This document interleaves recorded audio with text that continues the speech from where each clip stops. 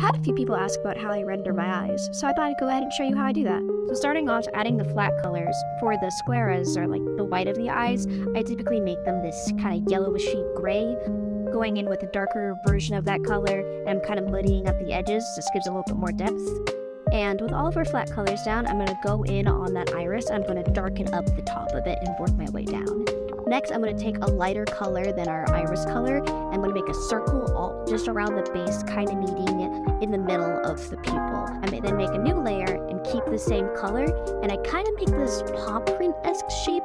Then we're going to go ahead and we're going to create a shadow across the entire eye. I typically like to do this in a bluer color, and then line that with a pinkish red, and then we're going to lower the opacity on that as well. Now at this stage, this is when I like to add my little eye highlights. I typically do 2 big ones, and I like to do these little tiny star highlights in the middle of the eye as well. For the colors of these eye sparkles, I'll typically do some that are a lighter tone of the iris color, and I'll also do quite a few of them that are the exact opposite color on the color wheel. So we got green here, so I have a lot of little pink sparkles. After this, I just go in and I fine-tune the colors of the iris. Sometimes I add a little halo around the pupil as well. Now finally, we're at my favorite part, which is the reflections. I'll create a half semicircle across both of the eyes.